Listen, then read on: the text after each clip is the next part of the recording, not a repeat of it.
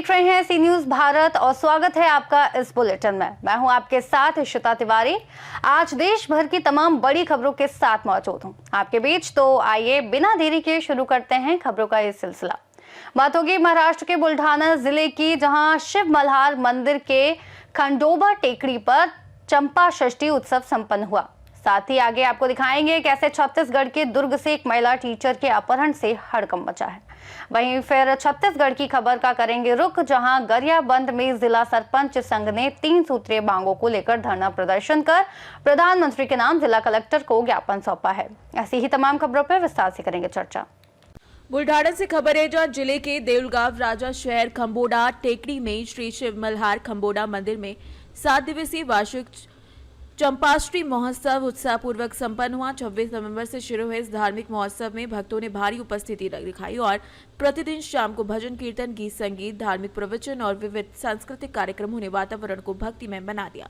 मंदिर संस्थान के प्रमुख आयोजक दारकुंडे मामा केशवराव खांडे भराड और अन्य विश्वस्तों ने संपूर्ण आयोजन और व्यवस्थापन दक्षता पूर्वक किया। विधायक डॉक्टर शशिकांत खेड़ेकर, माजी मंत्री डॉक्टर राजेंद्र शिंगड़े और केंद्रीय मंत्री प्रताप राव जाधव ने पाठ पुरावे से मंदिर परिसर के विकास हेतु बड़ी निधि उपलब्ध कराई, जिससे परिसर का सौंदर्यीकरण और सुविधा वृद्धि के अनेक कार्य पूरे किए गए।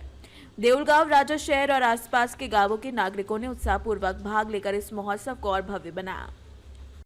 येळकोट येळकोट जय मल्हार सदानंदाचा येळकोट सालाबादाप्रमाणे याही वर्षी खंडोबा मंदिरावर यात्रा सुरुवात झालेली आहे। 21/11ला घटस्थापना पालखी मिरवणूक झाली आणि 6 दिवस सप्त्याची सुरुवात झाली आणि आज चंपा षष्ठीनिमित्त भव्य यात्रा भरलेली आहे। आता मागील वर्षीपासून आपल्याला 3 दिवसाची यात्रेला परवानगी मिळाली। 24, 25, 26 आज चंपा षष्ठीनिमित्त यात्रा भरलेली आहे। 450 वर्षाची आमची खंडोबा मंदिराची ही परंपरा आहे आणि हे मंदिर जे आहे ते शिवकालीन मंदिर आहे आणि या ठिकाणी पहिले काही सुविधा नव्हती, पण आता काही सर्व भाविक भक्तांनी या ठिकाणी आम्हाला वारी वाढून आमचे रोड वगैरे सर्व करून दिलेले आहे आणि काही शासनाचा सुद्धा निधी या ठिकाणी उपलब्ध होतो आहे। तरी सर्व भाविक भक्तांना आमची नम्र विनंती, सर्वांनी या मंदिराला साथ द्यावी हीच आमची मंदिर समितीच्या वतीने सर्वांचं आम्ही स्वागत करतो आणि तुमचे पत्रकार बंधूचे आम्ही आभार व्यक्त करतो। मल्हार सदानंदाचा येळकोट बालाजी महाराज की जय। येळकोट येळकोट जय मल्हार सदानंदाचा येळकोट। सर्व भाविक भक्तांनी आपल्या सदळ हातांनी आपल्या ओम शिव मल्हार खंडोबा मंदिर टेकडीवर सर्वांनी मदत करावी ही नम्र विनंती। येळकोट येळकोट जय मल्हार। बुल्ढाना से सी न्यूज संवाददाता राजेश पंडित की रिपोर्ट। दुर्ग से खबर है, जहां भिलाई में एक महिला शिक्षक के अपहरण ने पूरे क्षेत्र में हड़कंप मचा दिया। हालांकि महिला टीचर को सकुशल बरामद कर लिया गया है। आपको बता दें कि सेक्टर 8 के एक निजी स्कूल में पढ़ाने वाली राधर साहू सेक्टर 1 स्थित घर से निकली थी। इसी दौरान रास्ते में उसका अपहरण कर लिया गया। बता दें कि जानकारी मिलते ही पुलिस ने उसे ढूंढा, साथ ही साथ परिवार से 5 लाख की फिरौती मांगी गई थी। छावनी पुलिस को मामले की जानकारी मिलते ही महिला को सुरक्षित ढूंढा गया। एक संदिग्ध को लेकर हिरासत में लेकर पूछताछ भी पुलिस कर रही है। फिलहाल छावनी पुलिस और क्राइम ब्रांच पूरे मामले की विवेचना में जुटी हुई है।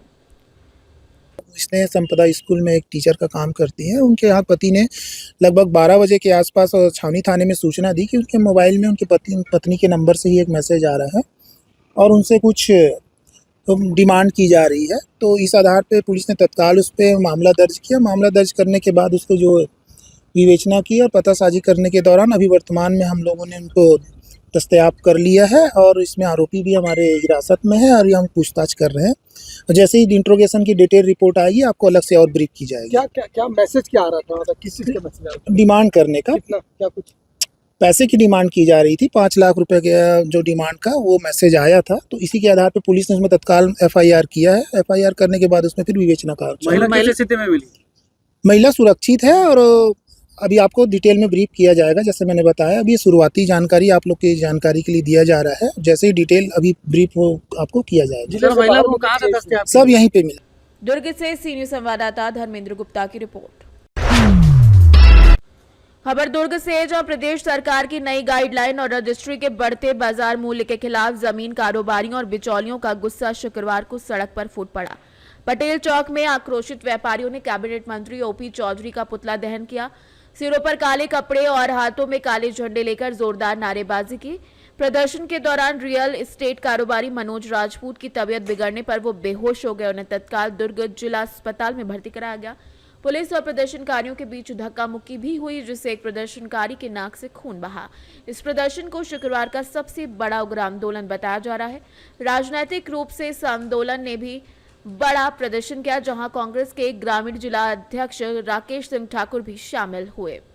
ओपी चौधरी जी का था, क्योंकि उनके साइन से जो गाइडलाइन का रेट है बढ़ा दिया गया है और अप्रत्याशित रूप से बढ़ाया गया है। अगर 10-20% होता तो कोई इस पे चू शब्द नहीं बोलता, एक शब्द कोई नहीं बोलता। पहले भी आप लोग ओपी चौधरी या किसी बड़े संबंधित प्रशासन शासन के पास गए थे अपनी मांगों को लेकर, कोई सुना है, कोई किसी ने आश्वासन दिया, कुछ कहा है इस संबंध में? इस संबंध में कोई बीजेपी के लोग रायपुर वाले गए होंगे, हम लोग अभी तक नहीं गए हैं।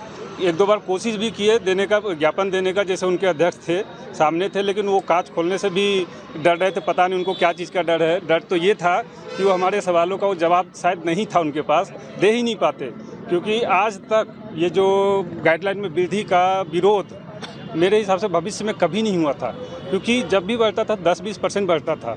और मैं एक चीज़ इस पर बोलना चाहूँगा, जैसे वो जनता को बरगला रहे हैं ओपी चौधरी जी कि 2016-17 से आज तक बढ़ाया नहीं गया था और इसलिए अभी इतना बढ़ाया गया है। तो वो अगर इस चीज़ का जवाब दें कि अगर 16-17 के बाद जैसे आपने 500-600% वृद्धि किया है ज़मीन के सरकारी गाइडलाइन में, वैसे क्या सरकारी जो हमारे राज्य सरकार के जो कर्मचारी हैं उनका क्या 600% आपने वेतन बढ़ा दिया? और अगर नहीं बढ़ाया है तो ज़मीन कैसे खरीद लेंगे या फिर वो घर कैसे बना लेंगे? अगर आप महंगाई बढ़ रही है, आपके हिसाब से ज़मीन का रेट महंगा होना चाहिए, तो हर कुछ आपको जो वेतन दे रहे हैं, जो कामगार हैं, उनका वेजेस बढ़ाइए।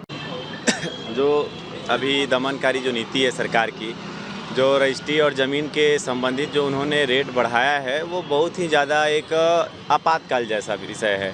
आर्थिक आपातकाल हमने देखा, पहली बार देखा अपने जीवन में कि 10-20% समझ आता है, लेकिन 400, 500 और कहीं कहीं तो 800% का भी वृद्धि हुआ है। इससे आम जनता को बहुत ज़्यादा भार पड़ रहा है। तो हम लोगों का मांग यही है कि ओपी चौधरी जी इसमें जो पूर्व में जो ये था जो नियम 10-20% का वही रखें। ये जो 400-500% का जो वृद्धि है, इससे खरीदने वाले को भी नुकसान है, बेचने वाले को भी नुकसान है और उतना टैक्स पे करना पड़ेगा उनको। जैसे कि जो 1000 स्क्वायर फीट का 10 लाख का प्लॉट है तो 5 लाख रजिस्ट्री में लग जा रहा है। तो कहने का मतलब है कि पूरा इंफ्रास्ट्रक्चर जो है फेल हो रहा है। रेती वाला, गिट्टी वाला, सीमेंट वाला, ब्रोकर, कमीशन एजेंट, किसान, हर आदमी प्रभावित है, लगभग सभी लोग प्रभावित हैं। तो हम उनसे यही कहना चाहते हैं कि वित्त मंत्री हैं, अब हम लोग उनसे मांग कर रहे हैं, लेकिन अफसोस इस बात का है कि भारतीय जनता पार्टी की तरफ से अभी तक कोई भी नहीं आया, जबकि कांग्रेस से पूर्व मुख्यमंत्री भी इस पर ट्वीट कर चुके हैं। बस्तर के सांसद, पूर्व सांसद दीपक बैद जी भी इस पर ट्वीट कर चुके हैं। दुर्ग से सीनियर संवाददाता धर्मेंद्र गुप्ता की रिपोर्ट। खबर दुर्ग से, जहां पर पाटन विधानसभा क्षेत्र के अंतर्गत ग्राम भरर के ग्रामीण सैकड़ों की संख्या में सरपंच, पंच सहित कलेक्टर कार्यालय पहुंचे, जहां उन्होंने गांव में शराब खोलने का विरोध करते हुए दुर्ग कलेक्टर को ज्ञापन सौंपा। आपको बता दें कि ग्राम पंचायत भरर से कुछ ही दूरी पर ग्राम घोरारी स्थित है, जहां अवैध रूप से कच्ची शराब बनाने का कारोबार काफी समय से चल रहा है, जिसको लेकर लगातार आबकारी विभाग ने कार्यवाही भी की। वहीं कच्ची शराब से बहुत से लोगों की तबीयत खराब होने की जानकारी पहले भी सामने आई थी, जिसको लेकर प्रशासन ने अवैध शराब कारोबार पर लगाम लगाने, दुकान खोलने की बात कही। हालांकि ग्रामीण इसका विरोध कर रहे हैं, लेकिन आबकारी विभाग शराब दुकान खोलकर ग्रामीणों को रोजगार के साथ कच्ची शराब बेचने पर प्रतिबंध लगाने का प्रयास करने की बात कर रहे हैं। वहीं ग्रामीणों का कहना है कि गांव में शराब खोलने से कईयों प्रकार की दिक्कत और परेशानियों का सामना करना पड़ेगा। हम लोगों ने कलेक्टर आने का कारण यह है कि हमारे गांव में गलत तरीके से दारू भट्टी खोला जा रहा है निजी जमीन में, उसके विरोध में आए हैं। पहले बात तो हमें 19 मार्च को हमारे से आनंद फानन में प्रस्ताव लिया गया, झूठे तौर तरीके से नाना प्रकार की झूठ लबारी बोलकर, जो अरविंद साहू जी है, अधिकारी है आबकारी विभाग का, उनके द्वारा हमसे प्रस्ताव लिया गया था। और प्रस्ताव देते समय उनको ये भी बोला गया है हमारे अभी तो ग्राम पंचायत से आप प्रस्ताव ले रहे हो, लेकिन गांव वाले अगर नहीं चाहेंगे तो हमारे गांव में दारू भट्टी नहीं खुलेगा। और वो ये बोला कि अगर आपके गांव वाले भी अगर नहीं चाहेंगे तो आपके गांव में दारू भट्टी नहीं खुलेगा। लेकिन हमें 20 तारीख को कलेक्टर और एसडीएम में हमें कोई ना कोई प्रस्ताव का जवाब देना है, इसकी वजह से हमें प्रस्ताव चाहिए। परेशानी ये है कि जैसे हमारे गांव में दारू भट्टी खुलने की जो चर्चा जैसे 19 तारीख को रात में हुआ, 20 तारीख को गांव वाले मेरे गांव में मेरे घर के पास पहुंचे, लगभग यानी कम से कम 80 से 90 महिलाएं पहुंचे, गांव के युवक लोग पहुंचे कि चाचा आपके द्वारा बहुत गलत कर रहे हो, ये दारू भट्टी नहीं खुलना चाहिए। और उन्होंने खुद ही प्रस्ताव दिया था, कोई कोरे कागज पे नहीं दिए थे, वो गांव द्वारा ही प्रस्ताव दिया गया था यहाँ दुकान खोला जाएगा। सर उनके द्वारा ये भी कहा गया कि कुछ फायदे भी गिनाए जा रहे हैं, आप लोगों के द्वारा दबाव बनाने की बात की जा रही है, ऐसा ग्रामीणों का वो क्या था, उस पर क्या कहेंगे? नहीं, कोई दबाव नहीं बना रहे।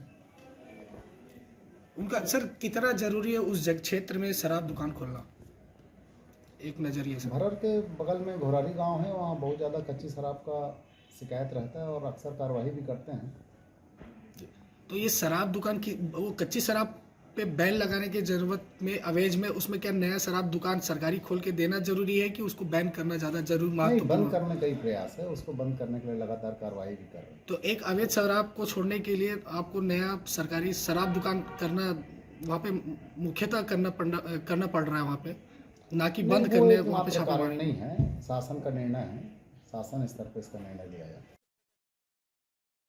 कारण यही है कि हम अगर दारू भट्टी खुल भी जाती है तो हमारे गांव में युवाएं हैं, मतलब अधिक बहुत परेशान हो जाएंगे सब लोग। महिलाएं रोज मतलब परेशानी से जूझेंगे। अधिकारी जी बोले हैं कि लोग और मतलब मोटिवेट कर रहे हैं कि आपके गांव में अगर खुल भी जाता है तो अच्छी बात है, क्योंकि सामने जो गांव है घोरारी वहाँ का कम हो जाएगा और इससे आप लोगों को फायदा मिलेगा। मेरा नाम जानकी ठाकुर है, मैं ग्राम भरत। दुर्ग से सी न्यूज संवाददाता धर्मेंद्र गुप्ता की रिपोर्ट। खबर गरियाबंद से, जहां जिले के सभी पंचायतों के सरपंच और पंचगण ने 15वें वित्त आयोग की राशि और ग्रामीण विकास से जुड़ी लंबित मांगों को लेकर आंदोलन का बिगुल फूंक दिया है। सरपंच संघ ने 1 दिवसीय धरना प्रदर्शन कर प्रधानमंत्री के नाम जिला कलेक्टर को ज्ञापन सौंपा। उनका आरोप है कि चुनाव के बाद 15वें वित्त आयोग की कोई भी किस्त ग्राम पंचायतों को जारी नहीं की गई, जिससे पानी, बिजली, स्वास्थ्य, शिक्षा और निर्माण कार्य बाधित हो गए हैं। सरपंच की प्रमुख मांगे हैं कि 15वें वित्त आयोग एवं मूलभूत राशि का शीघ्र भुगतान किया गया, साथ ही साथ 20 लाख तक के कार्य ग्राम पंचायत एजेंसी को दिए जाएं। ऐसी कई मांग की गई। बता दें कि संघ ने चेतावनी दी कि मांगों को पूरा नहीं किया गया, आंदोलन और तेज किया जाएगा। ज्ञापन सौंपा गया है। इनकी मांगों पे क्या बोलते हैं, जो भी पत्राचार है सरकार को किया जाएगा और मांग के संबंध में क्या बोलते हैं यहाँ पे सर कितनी सूत्री मांग है? 3 सूत्री मांग है। इसमें बेसिकली 15 वित्त के आयोग की जो राशि है सरपंचों को सौंपा जाए उसके संबंध में है। पंच और सरपंचों का मानदेय बढ़ाने का है और दूसरी मांग है जो 20 लाख रुपए इनको पंचायत को पावर मिला है उसका इम्प्लीमेंट। छत्तीसगढ़ में डबल इंजन की सरकार है, उसके बावजूद भी आप लोगों को समस्या का सामना करना पड़ा है, इसके बारे में आप कहेंगे? डबल इंजन का सरकार तो छत्तीसगढ़ में है, हम मानते हैं कि कई विषयों में बड़ा अच्छा काम हो रहा है, लेकिन जब तक गांव का विकास नहीं होगा, पंचायत का नहीं हुआ विकास होगा तो देश का कैसे विकास होगा। सबसे मूलभूत समस्या तो गांव का है और गांव का विकास करने के लिए जब तक 15वीं के मूलभूत की राशि और सरपंचों को जो उनकी हक और अधिकार एजेंसी, जैसे अभी पूछा गया कि लोग निर्माण कार्य करने के लिए क्यों उतारे, हम निर्माण कार्य करने के लिए नहीं है, हमें तो संविधान ने अधिकार है, हम संविधान के अनुसार के पद में बने हैं और सरपंच बनने के बाद अपने को 20 लाख तक के सरकार का पावर है उसको हमको न दे के ठेकेदारी को दिया जा रहा है, तो वो गलत है। इसलिए हम डबल सरकार को आपके माध्यम से कहते हैं कि हमें 15 की राशि तत्काल दिया जाए, मूलभूत की राशि तत्काल दिया जाए, ताकि हमारे पंचायतों की गाँव विकास हो, भारत देश की विकास।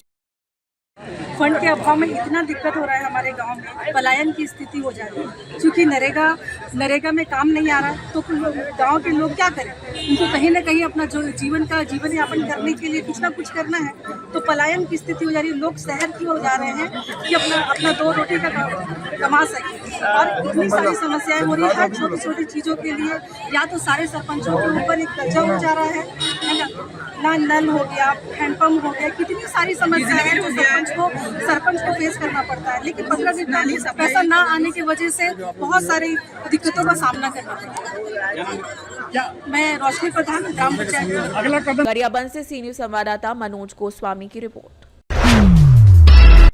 खबर नांदेड़ से, जहां हिमायतनगर में 28 नवंबर को शिवसेना की ओर से नगर पंचायत चुनाव के लिए प्रचार सभा का आयोजन श्री परमेश्वर मंदिर मैदान में किया गया। इस दौरान महाराष्ट्र के पानी पुरवठा मंत्री गुलाबराव पाटिल, हिंगोली लोकसभा के पूर्व सांसद और विधान परिषद आमदार हेमंत भाऊ पाटिल और हदगांव हिमायतनगर के विधायक बाबूराव कदम उपस्थित रहे। मंत्री गुलाबराव पाटिल ने सभा को संबोधित करते हुए कांग्रेस और भारतीय जनता पार्टी पर निशाना साधा। उन्होंने पूर्व मुख्यमंत्री और राज्यसभा सांसद अशोकराव चौहान की आलोचना भी की।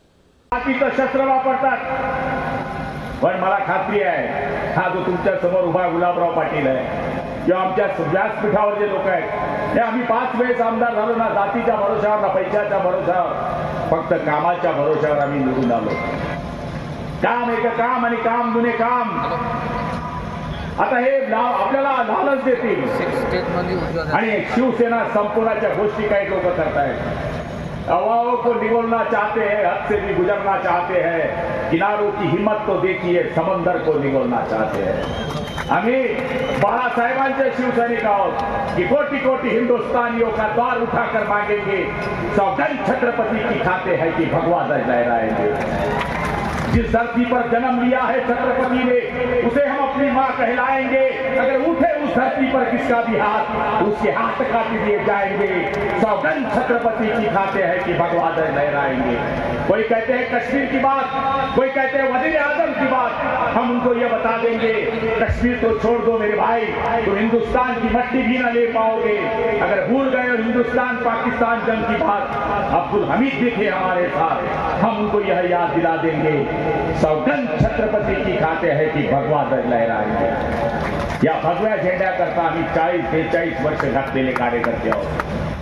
इतरांसाठी 1760 नगरपंचायत निवडणूक संदर्भाने सभा झाली, काय कसा प्रतिसाद आहे, काय सांगतात?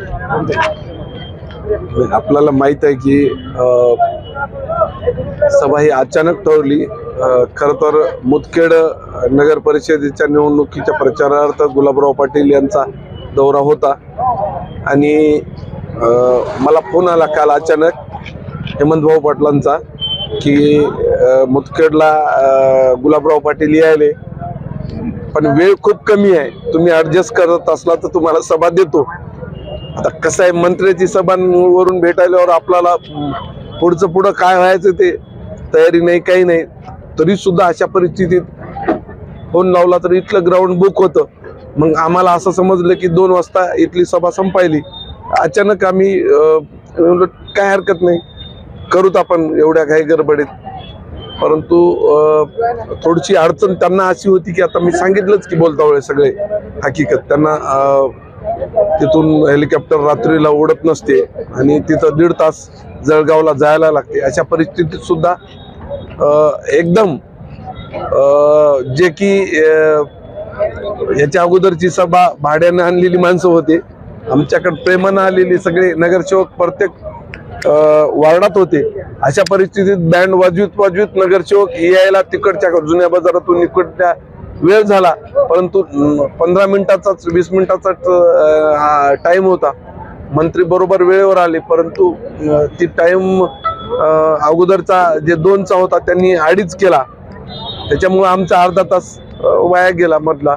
शिवसेना उमेदवारांच्या प्रचारात 2 मंत्र्यांच्या सभा झालेल्या आहेत, हिमायतनगरचं काय वातावरण बदललं? 100% आमचा, तुम्ही आज लोक कोणालाही मागे राहतील, पेंडॉल भरून दिसल, कोणाचा रिकामा दिसल, परंतु 2 तारखेला ज्यावेळेस मतदार करायला लोक निघतील त्यावेळेस रामभाऊ ठाकरेच्या नावाशिवाय कोणीच राहणार नाही इथं आणि 100% रामभाऊ ठाकरे या शहराचे नगरपंचायतचे नगराध्यक्ष बनतील एवढी मला खात्री आहे। नांदेड़ से सी न्यूज संवाददाता शुद्धोधन हनवते की रिपोर्ट। सख्ती से खबर है जो स्कूल शिक्षा विभाग की बड़ी कार्रवाई सामने आई। 3 विकासखंड शिक्षा अधिकारी ढबरा, जयपुर और माल खरौदा के अधिकारी निलंबित हुए। सख्ती जिले में स्वच्छता सामग्री खरीदी घोटाले के आरोपों में कड़ी कार्रवाई हुई। जांच में नियम उल्लंघन, बिना गुणवत्ता परीक्षण खरीदी का खुलासा हुआ। शासन ने माना गंभीर लापरवाही और अनुशासनहीनता हुई है। अधिकारियों पर सिविल सेवा नियमों के तहत तत्काल निलंबन की प्रक्रिया की गई। निलंबन अवधि में तीनों अधिकारी जिला शिक्षा कार्यालय सख्ती में संलग्न रहेंगे। सख्ती से सी न्यूज संवाददाता उमेश कुमार साहू की रिपोर्ट। फिलहाल न्यूज बुलेटिन में इतना ही। देश और दुनिया की तमाम बड़ी जानकारियों के लिए आप देखते रहिए सी न्यूज भारत।